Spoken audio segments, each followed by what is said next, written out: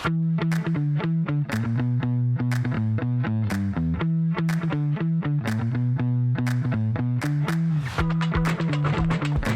everyone, welcome to another episode of the Engage to Flourish podcast. This is Damon. I got Kyle with me, and there's a special fun fact about today's episode that's very different than previous episodes. What's that?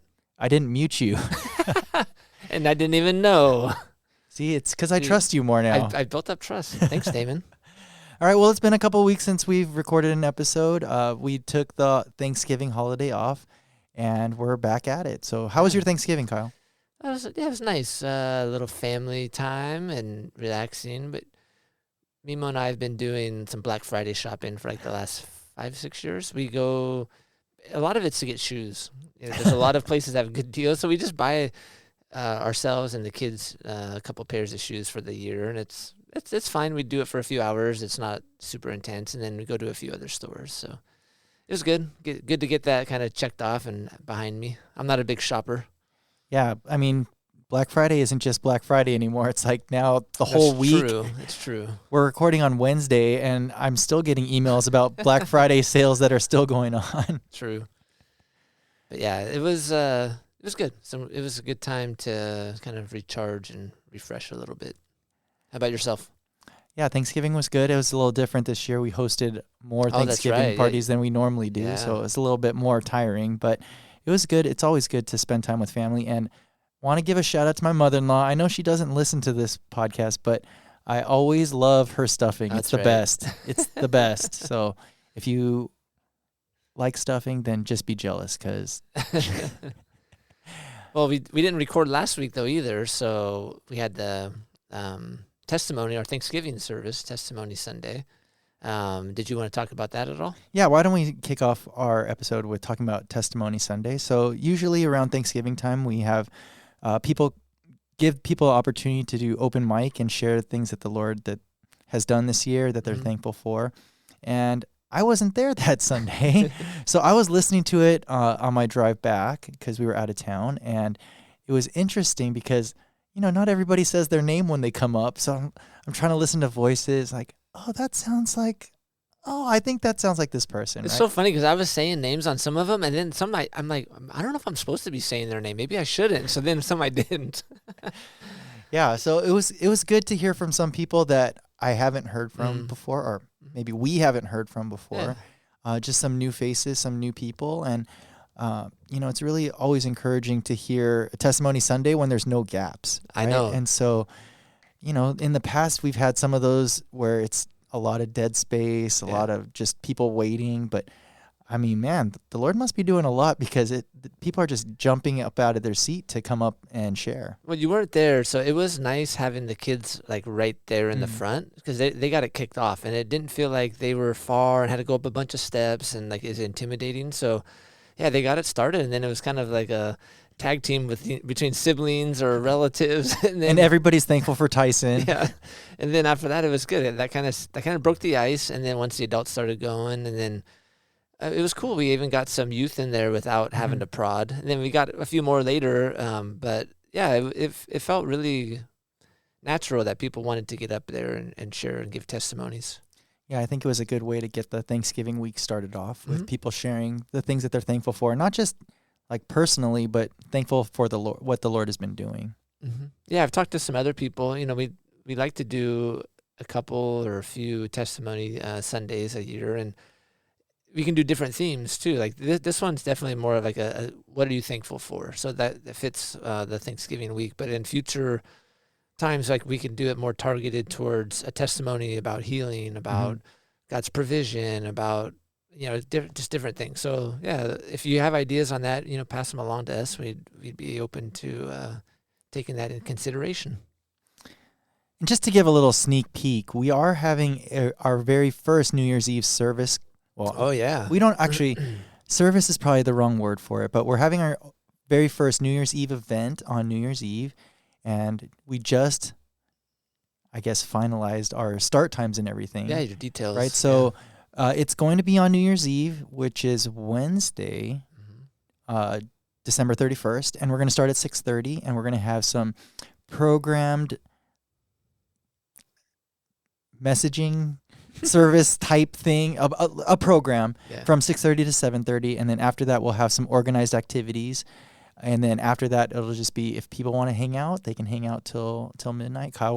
Has graciously offered to keep the doors open until Close it midnight down. and shut everything down. But part of the theme of that is going to be 2025 was a big year for our church. It's our first year of having our own facility. There's a lot of new things that were implemented and started, and it was just a big year for our church. So it's a way for us to remember the things that the Lord has done for us as a church as a whole in 2025 as we prepare for what's upcoming in 2026. So Jerry and I are doing a lot of the planning, so we're pretty excited about it. So we want to get people to come out. It's going to be a good thing. Without giving details, that you said there's going to be different parts to the program, right? Like different types of things we don't do in a normal Sunday service. Yeah, so it's going to be more interactive. We're going to try to make it more interactive. It's going to definitely be multi-generational feel, so we're going to try to incorporate things that everybody can participate in. And there will be times where there's movement around the sanctuary and around the room. And there's going to be some snippets of teaching, but there's also going to be some snippets of it's going to be different. Yeah. So if you're looking for a way to celebrate and you don't have other things going on, come on out. And even if you do have other things going on, we're trying to start it a little bit early so that if you have to go, you can leave, after the program. The program's supposed to go from 6:30 to 7:30. So hopefully that gives people time if they have other activities at night that they can come for the program and then go somewhere else for the rest of their celebration. But yeah, we wanted to do something where we celebrate as a church family and get together and just recognize what the Lord has done for us in 2025. Yeah, no, let's celebrate as community. I like that. It's good. All right, so this past Sunday, Pastor Barry wrapped up our series on 1 John. So over the past few months, we've been working through the book of 1 John, and this week was the culmination where I don't think Pastor Barry actually gave us a title, but we kind of titled it Knowing Eternal Life because it seemed like that was a general theme of what his message was and understanding what eternal life actually is, right? And it's a little different than I think what some people's perception is through the capital C church teaching over the years, but just to give a perspective on that, I thought it was a really good way to wrap up the series. Yeah. I thought it was funny the way he described, like, oh yeah, usually at the end of letters, it's kind of like a closing thing, and it's pretty simple. And he said he got into it, and he's like, oh man, this is gonna be heavy. And I was like, oh yeah, even Pastor Barry can be like that. Like, oh man, this is gonna take some digging into. But he did a good job with it. Yeah, so for Pastor Barry too, it was Thanksgiving week, so he was pretty busy with family stuff and other gatherings, and they travel up to Sacramento for their family gathering. So trying to prepare this message, I think heading in, he was thinking it was going to be pretty easy, and it was like, oh, this is a lot more than I was anticipating. But he jumped right into the first couple of verses talking about, asking, and whatever you ask, you'll get. And then he's like, is that true? And I thought it was funny because I think people were like, I don't know how to answer that. It sounds true. But then, there's the key phrase in there, according to my will, or according to his will, I think he says, right? Yeah. And yeah, it was for me, it was a good reminder. Like I know that, and I know our prayer requests need to be aligned to be like valid, right? To be honored. But it was convicting for me because a lot of times I just don't ask God for a lot of things. I focus on Thanksgiving and being thankful and that kind of stuff. But asking, like, I think there's a part of me that probably from like a wounding or something that I'm just like, I don't want to be disappointed. I don't want to ask and then not get. And I'm like, oh man, that's such like what we talked about, the orphan mentality, right? I'm like, oh man, but there's so many verses that talk about how God wants to give us so much, and he's so much waiting for us, but he's waiting for us to ask. And I don't know, it was convicting. So it changed on Monday. I actually was praying differently, and then there was actually an answer right after too. I was like, oh man, like that was kind of a little bit of a wake up call for me. Okay, so as you've been Mhm. wrestling with that perspective of wanting to ask more, Mhm. have you come to a place where you're understanding more like what happened, or how do you deal with when you don't get it? Um, no. No, I mean, I think I know the part of why you don't. There's God's ways are higher than Mm-hmm. my ways. So there's a an he can answer in a way where it might seem like a no or there's not answering, but that is part of the answer. And excuse me. But no, that's still the other, like, another side of that coin of like, oh, that's a tough one, and that's part of where, well, it's just easier not to ask, and then I won't have to worry Mm-hmm. about it not being answered because it's not that important. But really, it's really an indicator of where my trust level is, Mm-hmm. right? And I'm like, oh man, okay, I've grown in certain ways of trusting God, but that highlighted to me like, oh, that's an area that I kind of fall back into old patterns. Yeah, it's interesting that this is part of what we're talking about because I've been listening to another podcast.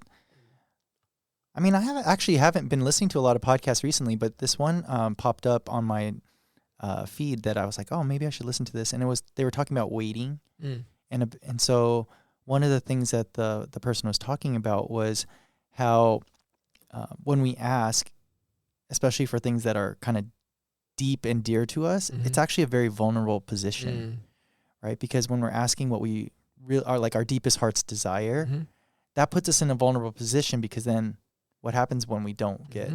Mm-hmm. get that, right? And so kind of like you said, a lot of times we don't ask for those things because we don't want to be disappointed because of the kind of the weight of it and the difficulty of going to that place of being vulnerable Mm-hmm. and sharing that vulnerable place with someone else and to say how are you going to respond to that, right? Because we don't want that hurt in that vulnerable place. It's like easy to ask for some of the simple things or some of the because it's not as vulnerable to us. Mm-hmm. And so I thought that was interesting, but No, kind of, it totally aligns with what I've been wrestling with. but I thought one of the cool things that the the speaker on the podcast was talking about was because in the waiting or in the time in between the asking and the answering, one of the things that God is most concerned about is what's developing in our character. Mm.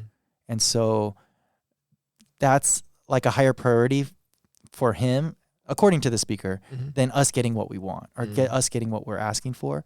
And so there might be times where we get what we're asking for, and it just might be like you had to wait for it, Mm. right? But are we allowing the Lord to develop our character in that time that we're waiting? Mm.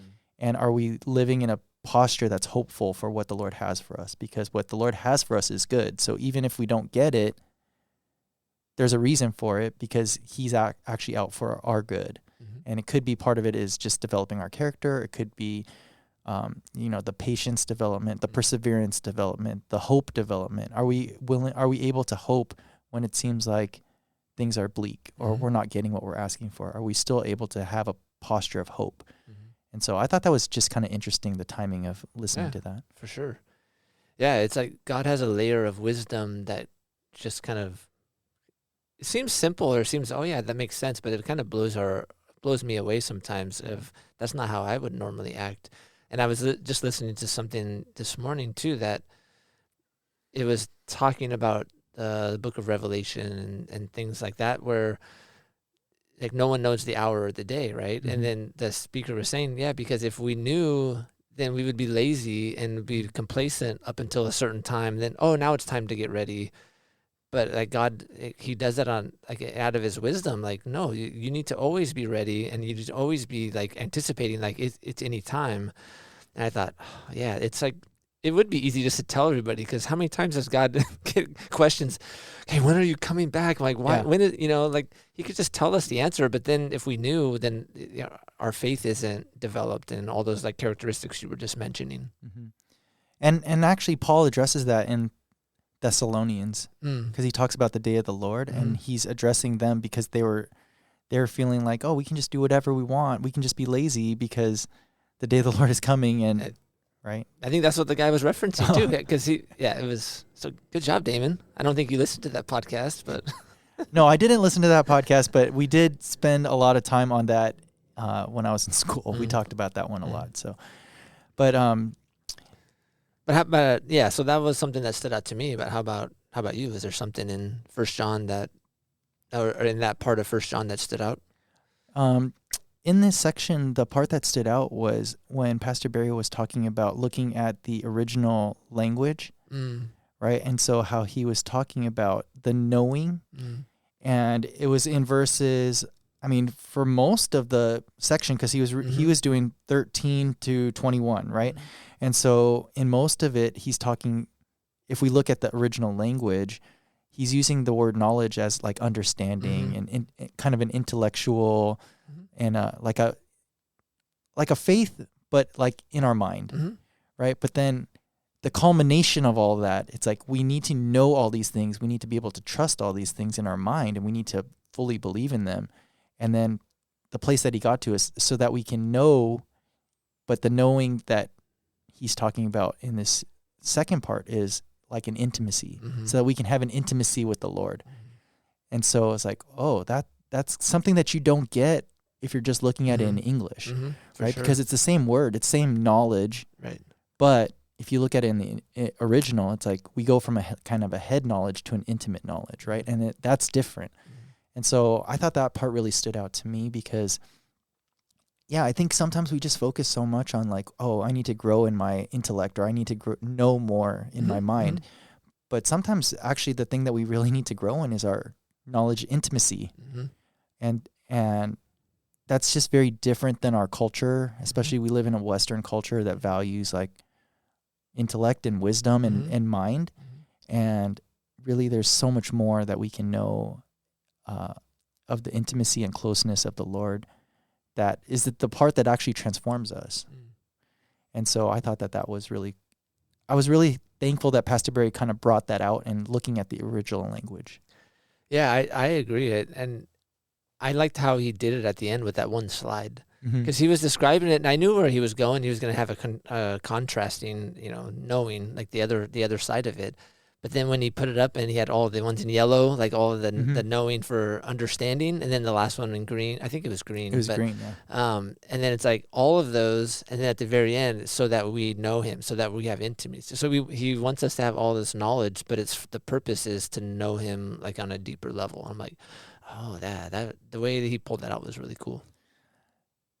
Yeah, and I think that that's something that, because of who Pastor Barry is and because of, the direction that he's taking our church, I do feel like that's something that kind of sets us apart. Is that's one of the focuses for us, is just to have this intimate relationship with the Lord. And it's not just, all about just checking the things off the box and knowing the right things in our mind, but it's also allowing the Lord to be into some of those intimate, vulnerable places that we were talking about earlier, and having that intimacy and closeness with him. Yeah, no, it's the longer we've been on this journey, I've really valued the way he balances that side with the traditional Western thinking side, and it really does give us more of a fullness. And even no matter what side we land that we kind of favor, it's like it stretches you to have a balance with it. Yeah, and I think that's, I like your word balance, and it's something that we've talked a lot about on the podcast, right? It's just, recognizing the tension in between the extremes, right? And sometimes in our cultures, it's easy to go to one extreme or the other, but how do we hold firm to the tension in between? And I think that's something that I think Richard shared about that in our last episode, is that, there is a truth, but then there's also like the freedom, right? That he's experienced as he's come to our church. That's different because, right? It's easy for churches and other places. I mean, not even just church, but it's easy to favor one extreme or the other, right? And that's where this whole book of First John that we've been talking about, it's been the focus. It's light and love, right? It's grace and truth. It's not just grace and it's not just truth, but it's how do we walk with both. Yeah, it's really looking at the two different types of knowing, right? Like Mhm. that you can't have intellect knowing, you can't have a deep intellect knowing without some kind of intimacy. And you Mhm. can't have intimacy without knowing what the truth is, too. Mhm. So otherwise, your intimacy could be based on something that's not accurate or not true. So, yeah, it shows up over and over in the Bible and with different wording and different things, but it's that same principle that there's these, not going to say competing, but they're tugging at different aspects of us, and we need that tension. And I think we're all wired to kind of, or most of us are wired to pull to one side more than the other. And some people can just stay in the middle easier, but we can't, or it's unwise to just get complacent with the one that feels comfortable. Mhm. Yeah. So as we wrap up this series, I mean, I feel like that's one of the main things that we've been talking about consistently is how do we remain in the tension? Because I mean, when you hear the word tension, it evokes certain emotions, right? That are that a lot of times are very difficult emotions to, that we want to walk in, right? It's like, I don't want to walk in tension. I want it to be easy. I want it to be simple. I want to be comfortable, and tension doesn't seem comfortable. But I think that that's where, in this, as we've been going through this series, it shows like that's where the life is. The life is in the tension, right? And when we're too far on one side or the other, then, I mean, if we feel like we're bored with life, or if we feel like we're just going through, like, that's part of it. It's just because we've become so accustomed to comfort and not walking in the tension. And so I think that's one of the encouragements for us is when you're living in the tension, like, we're going to experience the life that the Lord has for us in that tension. Yeah, I think it's, as you're saying that, sometimes I think it's not in the tension, but it's like after the tension leaves. Then you can look and like, oh, okay, I can see the purpose of it. Because a lot of times in them, not all the time, obviously, but a lot of times in the tension, it's just a grind to be like, oh man, how am I gonna like make it through this? But then afterwards, it's like, oh, that now I see, and that added more depth or more understanding or something. At least that's been my experience. Yeah, I mean, like, kind of as we're talking, an image came to mind of like the movie Inside Out, the first one. Oh man, it's been so long since I've seen that. Okay, so spoiler alert, but I mean, this movie's so old that old. it's been out. I mean, it's old enough that the main character was part of the inspiration for Riley's name, because Oh really? Yeah. Funny. After we watched that movie, we're like, oh, maybe that would be a good name for the next one that's coming. So, but anyway, one of the main characters in that movie is Joy, right? And so her intent throughout the whole movie is to have Riley experience joy, right? And she's like, I don't understand what sadness is here for. Why is sadness here? Why is sadness a part? Why does she need to be around? But then when she looks, they were finally towards the end, the kind of the culmination of it was that it showed when sadness was around it, there was like this intimacy, this closeness with the people around her that brought more life to Riley than she had before, right? So there was a purpose to both, right? So it wasn't just to live in this joy all the time, but all the emotions have their role in helping us to have intimacy with other people. And so, without the sadness, she would have missed out on certain of these close times that she had with the other people. And I think for us too, it's like recognizing that with that tension, it pulls us closer to the Lord too. It can. Okay, it can. If we respond in the way that it's right. Its intent is to do that. Yeah. Sometimes we divert it. Sometimes we can just try to run away. Or different ways we can try to divert from it. But yeah, no, this has been a good series on 1 John. Like it from where we started, even when we announced it, I'm like, oh yeah, this is gonna be a love. It's gonna be good. And then like when I spoke pretty early in the series, I was like, oh, it's a little different than I was expecting. But I think as we've gone through it, it's been good the way that that John wrote the book. I think it's what we need right now. So I've been happy with the series. It's been really. I'm just gonna say uplifting. I'm like, well, some ways, but it's been very informative on the balance and the fullness of love. yeah, I think it helps us. We spent so long talking about our identity and grace and walking in grace and that. And then earlier this year when we went through Awe of God, right, it's the other bank. Mm-hmm. And so I felt like this was a good series for us to go through to show like what the balance looks like and what it looks like to walk in that tension. Because even as a church, it could be easy to go from one side to the other side, right? Mm-hmm. So for us to wrap up after Awe of God with this, it's like, oh, this was very practical, I think. Yeah, no, I thought that's what, Barry, he has good wisdom, and then the Lord downloads certain things to him, but he felt like this was a good book to to balance what we did in the spring. And I thought, oh yeah, I can see now like why he wanted to go this direction. Yeah, because we got a lot of feedback from people from Awe of God, and it was not an easy book for us to go through, and not an easy series for us to go through. So I think it was good for us to show with this series how we need both, right? It's not just always walking in only grace, but we do need to have the fear of the Lord at the same time too. Yep. Wow. So anything else to wrap up this one? This feels like one of our shorter ones, but. Yeah, Kyle's actually sitting in a different position than he know. normally does. So he I'm doesn't more have relaxed. I'm in the swivel chair. So he doesn't have access to the clock. Oh yeah, so he doesn't know how long it's been. So, but he is kind of right on in terms of this I just feeling sneaked like a it's a peek. shorter I'm one. like, oh yeah. But yeah, maybe let's see. Do we have anything coming up to highlight? Well, we already did our pitch for New Year's Eve. We have Christmas service coming up in a few weeks. I was just thinking on the podcast. If we have anything, we're always looking for more guests. We hit up somebody yesterday. That person will remain nameless on right now, but I think we need to have her on. That person. Yeah. I thought you were talking about someone else. No. Yes, we want to have her come on, and she has some cool God stories to share. So we'll be And it was actually really good because she came in during the middle of the day while we were meeting. Yeah.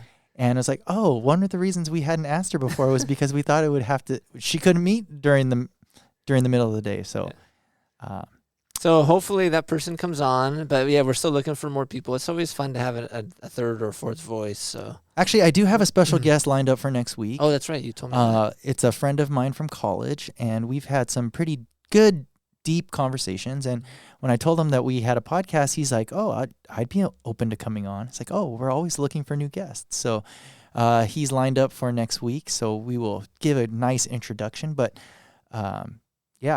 looking forward to having that. And fun fact, Kyle hasn't met him yet. So it'll be an interesting discussion. But if you have suggestions about people, but also even if you have things like you'd like to see or hear on the podcast or different segments or things like that, please let us know. We'd be happy to incorporate different things if you guys want different stuff. Yep. And I want to give a shout out to Sanjay because he has been trying to organize and set up having Andy come on, his aunt, come on the podcast. So, Andy, we are looking forward to having you come on the podcast in the future. 2026. So, yeah, maybe, because I know Sanjay listens to the podcast pretty loud at home, so maybe during this section he can turn it really up high so she can hear that, yes, we are inviting Andy to come on the podcast. All right. Well, man, it's crazy. And then pretty soon, too, Cameron said he'll come on, too, pretty soon. Yeah. So we'll have Cameron come on, too. But yeah, we're getting close to the end of 2025. I know, it's just like, man, it's December now. Excuse me. Yeah, it feels in some ways like about this time last year, we were just getting the sanctuary ready, different things, and it was like a whirlwind. It's like, man, that was a year ago. Yep, but we've almost been in our new facility for a full year, and it's been gone really quickly. We've had it for a full year. We just started meeting in January, but as a whole church, we've been meeting at our new facility for almost a year. Yeah. In a few weeks, we do have our Christmas service coming up, and we are doing, the kids are going to be having a special performance of a Peanuts Christmas. And give a shout out to my niece, Abby Poon, who's going to be playing Charlie with the EY Brown. Right? So, yes, we are making sure that it's the correct gender. But yeah, it's going to be good. Cameron's really excited. He's directing again, and Yeah, kids are owning it, taking he was excited this past responsibility. week. He said most of the kids have a lot of their lines memorized, so Yep. it's going to be really cute. So invite people to come on out. It's going to be a good Sunday, and Pastor Barry's going to be giving the good Christmas message. And Yeah, that'd be good. I'm looking forward to it. This holiday season, we got some special stuff. So, yeah, you can wrap us up, Damon. yeah, so we got a lot of stuff coming up, and a lot of things that we have going on are things that you can invite friends to. So Christmas service, you can PIP, which means pray, invite, pray, and for Christmas service. And then we have our New Year's Eve service or program coming up on New Year's Eve. So got a lot of stuff coming up in the near future to celebrate the holidays together. So thanks for listening. We are very thankful for all of you out there in the mood of Thanksgiving. Yeah. And in the upcoming busyness of the holidays, make sure you take time to relax and not get overwhelmed. And looking forward to celebrating with all of you. So until next time, may you experience God's heart for you to flourish in every season.